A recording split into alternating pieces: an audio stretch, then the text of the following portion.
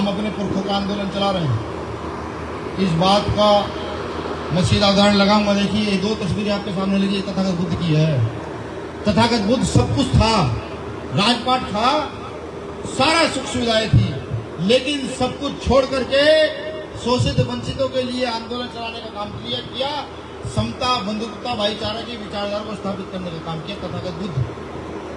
अगर किसी को ये गुमान हो कि उसके पास बहुत पैसा, बहुत शक्ति है, तो वह एक बार आंख खोल करके तथागत बुद्ध की आंखों में आंख डाले और देखे उनको और अनुसरण करें कि जब बुद्ध सब कुछ छोड़कर इस व्यवस्था को गरीब शोषित के लिए चला सकते तो हम क्यों नहीं चला सकते। और जो ये कहता है कि मेरे पास कुछ भी नहीं है, वो डॉक्टर अम्बेडकर की आंखों में आंख डाले और देखे कि कुछ ना होने के बावजूद आज देश की करोड़ों महिलाओं को, शोषितों को, वंचितों को अधिकार दे दिए, सारी व्यवस्था बदल कर रख दी।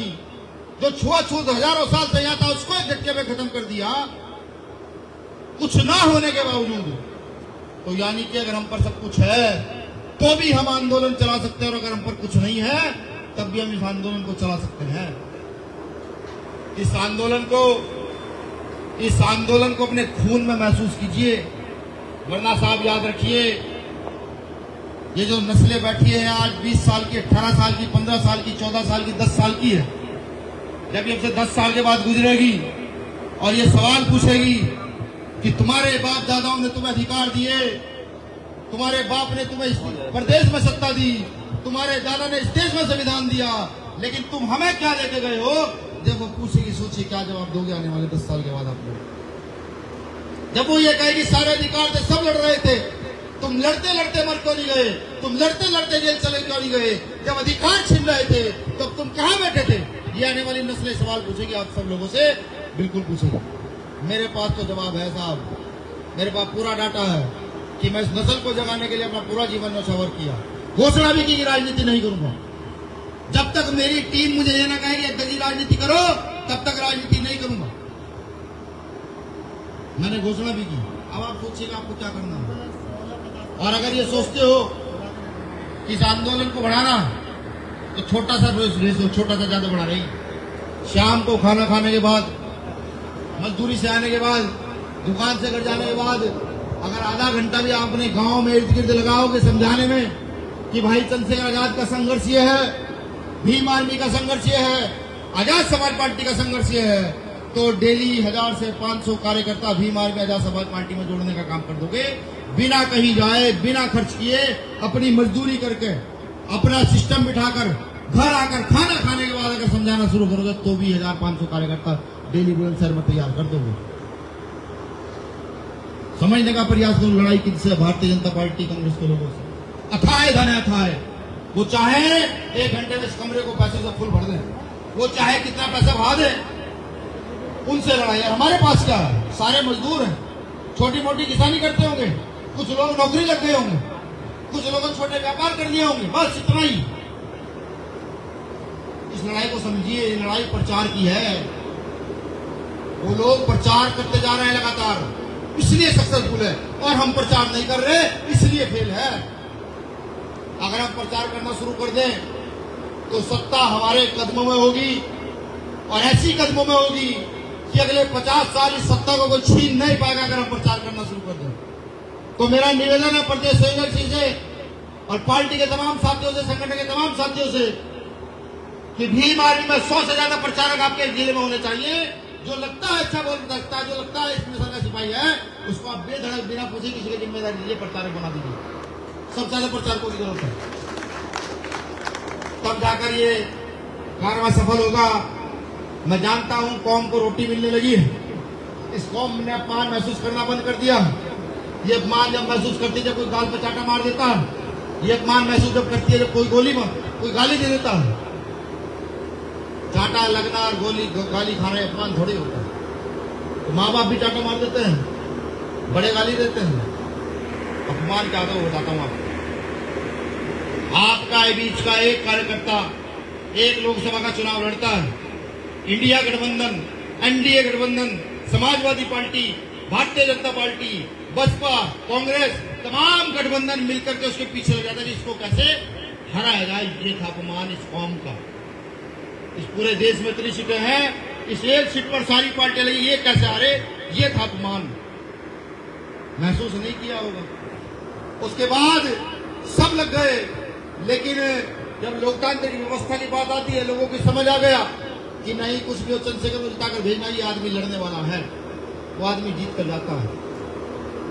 तो जब जय संविधान, जय मंडल, जय जवाहर, जय भारत, जय संविधान कहता है, तो उधर से एक नेता कहता है, भाई सारा भाषण यही दोगे क्या? आपको लोकसभा में जाकर चंद्रशेखर का सम्मान दिखा होगा, लेकिन जब ये कहा गया एक जन प्रतिनिधि का सारा भाषण ये दोगे क्या? वो था इस कौम का अपमान, बर्दाश्त महसूस किसी ने किया नहीं होगा, बिल्कुल नहीं महसूस किया होगा। वो था अपमान, और इस अपमान का बदला क्या है? हम तो निकम्मे हो गए हैं, हम बदला लेना ही नहीं चाहते। इसका बदला यही है कि अगर संसद में एक बुलंदशहर का भी एमपी बैठा होता, एक मेरठ से बैठा होता, और 2 से 3 एमपी भी होते, और जब विपक्ष बोल रहा होता, तो जो मेज संसद में बनी है, जब उस पर मुक्का लगता, कहने लगे हाँ भाषण देने आए हैं, जय भीम जय जोहार करने आए हैं, जय मंडल करने आए हैं, तुम्हारी हैसियत तो रोकने की तो रोक लो, तब सम्मान महसूस होता। और अगर इस सम्मान को पाना चाहते हो तो समझ लीजिए, चंद्रशेखर भाई पर एक बार गोली चली है, दोबारा कब चलेगी कुछ नहीं पता, हम कब तक जिंदा है कुछ नहीं पता, यहां से जाते जाते कुछ हो जाए। लेकिन अगर सम्मान वाकई ही रखना चाहते हो तो अपने गिरवार में झांक करके इस आंदोलन को मजबूती से आगे की ओर बढ़ाना शुरू करो। हर घर में एक कार्यकर्ता भीम आर्मी का पैदा कर दो, हर घर के अंदर बाबा साहब अम्बेडकर साहब, काशीराम साहब का आंदोलन लेकर जाओ, हर घर के अंदर फूले साहब अम्बेडकर की विचारधारा स्थापित कर दो। मैं लिख कर देता हूं, जो मनुवादी लोग हैं, मनु की औलादे हैं, वो भी आपके पास आएंगे और कहेंगे हम भी बाबा साहब अम्बेडकर के आंदोलन में आपके साथ कंधे से कंधा मिलाकर चलना चाहते हैं। लेकिन साहब ये तब होगा, पुरखों की कहावत है, घर खीर तो बाहर खीर। अगर आप अपने घर से आंदोलन लेकर चलोगे तो बाहर जाकर आंदोलन स्थापित कर पाओगे, और घर से आंदोलन लेकर नहीं चलोगे तो बाहर तुम्हें कोई पूछने गिनने वाला है नहीं। बस आपको काम इतना करना कि आपको अपना चरित्र साफ रखना और ईमानदारी से काम करना। ईमानदारी से काम करोगे तो ये आंदोलन रुकेगा नहीं, और बेईमानी से काम करोगे तो इस आंदोलन में मर जाओगे। मरना जानते किसे कहते हैं? हत्या हो जाना, मौत हो जाना मरना नहीं होता। जिसका चरित्र गंदा हो जाए वो मरे हुए के समान है। हमने दिमाग लगाना छोड़ दिया। बाबा साहब अम्बेडकर इतनी व्यवस्था देकर गए कि आप चाहे अपने जिले में 100 लोगों को काम दे सकते हैं, आप चाहे अपने जिले में ना जाने कितने लोगों का रोजगार खड़ा कर सकते हैं, अगर आप चाहें अपने जिले में बहुत सारे परिवारों को मजबूत कर सकते हैं। लेकिन चूंकि हमने सोचना छोड़ दिया है, हम थाने से ऊपर सोच ही नहीं पाते। समझ रहे हैं? हर जिले में भवन होता है, विकास भवन। कितने लोग जानते हैं? विकास भवन तो सब लोग जानते हो ना, जिले में होता है। जहाँ समाज कल्याण विभाग की योजना आती है, जहाँ प्रधानमंत्री स्वरोजगार की योजना आती है, मुख्यमंत्री की योजना आती है। अगर आप 1 महीना वहां दिमाग लगा लो, वहां तय कर लो, देखो जब मेरा कार्यकर्ता इसे डाले गले में जाता है ना, तो वो चाहे कलेक्टर रैंक का अधिकारी हो और चाहे वो डीजी रैंक का अधिकारी हो, उसे सुननी पड़ती है जिसके गले में ये होता है। जब आप विकास भवन पर दिमाग लगाओगे तो वहां मछली उत्पादन के लिए लोन आते हैं, सुअर फार्म के लिए आते हैं, भैंस के लिए आते हैं, बकरी के लिए आते हैं, मुर्गे के लिए आते हैं, समझ रहे हैं? लोन आते हैं। फिर वहां कितनी योजनाएं आती है जिनका पता भी नहीं लग पाता। जैसे गांव के लिए चारा काटने की मशीनें आ गई, गांव के लिए सोलर प्लेटें आ गई, सिलाई मशीनें आ गई, खेती किसानी के लिए बहुत सारे इक्विपमेंट आ गए।